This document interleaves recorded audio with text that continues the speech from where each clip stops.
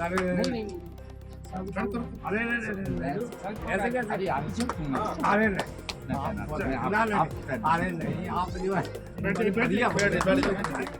Collector साहब गांव पहुंचे थे, शिविर आयोजित किया गया था, मामला सुलझाने गए थे, लेकिन मामला सुलझने की जगह बढ़ गया। शुरुआत में कलेक्टर साहब को जो लोग माला पहनाते आपको नजर आ रहे थे, गांव वालों ने स्वागत किया था।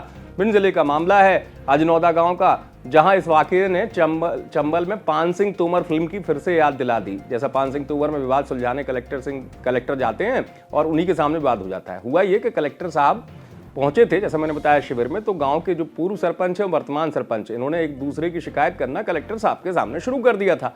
अब कलेक्टर साहब जैसे तैसे वहां से निकले और उसके बाद गांव में चली दनादन गोलियां। चंबल का ये मामला है, चंबल में छोटी सी बात पर गोली चल जाती है।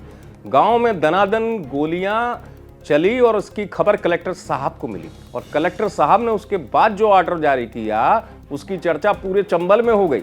जी हाँ, कलेक्टर साहब ने इस गांव के सारे जितने लाइसेंस थे पूरे गांव वालों के, सबको निरस्त कर दिया। पुलिस अधिकारी बता रहे हैं।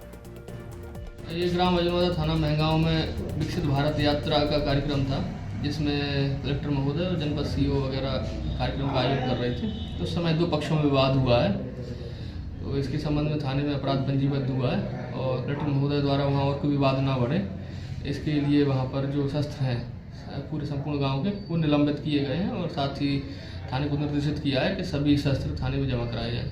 लगभग कितने शस्त्र हैं? ये करीबन 70 के अधिक शस्त्र हैं वहाँ पर गांव में।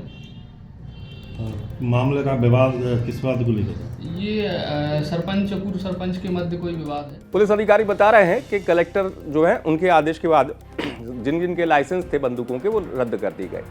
मामला छोटी सी बात पर था, विवाद इस कदर बड़ा कि कलेक्टर साहब के सामने दबंगई दिखाना इस गांव के लोगों को भारी पड़ गया। कलेक्टर संजीव श्रीवास्तव पहुंचे थे मौके पर।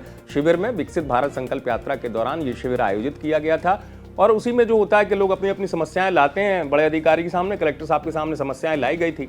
लेकिन कलेक्टर साहब के जाने के बाद जिस तरीके से माहौल गांव में देखने को मिला, गोलियां चली, यही वजह है कि फिर बाद में कलेक्टर साहब को गुस्सा आया। इस गांव में करीब बताया गया, जैसे पुलिस अधिकारी बता रहे थे, 70 से ज्यादा लाइसेंस जो हैं रद्द कर दी गए। यानी पूरे गांव वालों को ही कलेक्टर साहब ने सबक सिखा दिया। चंबल में इस तरह की घटनाएं होती हैं जहां जमीनी विवाद हो, आपसी विवाद के चलते गोलियां चलती रहती हैं। छोटी सी बात पर गोली चल जाती है, लेकिन कलेक्टर साहब के अब इस आदेश की भी चर्चा हो रही है। भिंड से आप तक खबर पहुंचाई है हेमंत शर्मा ने। आप देखते रहे एमपी तक।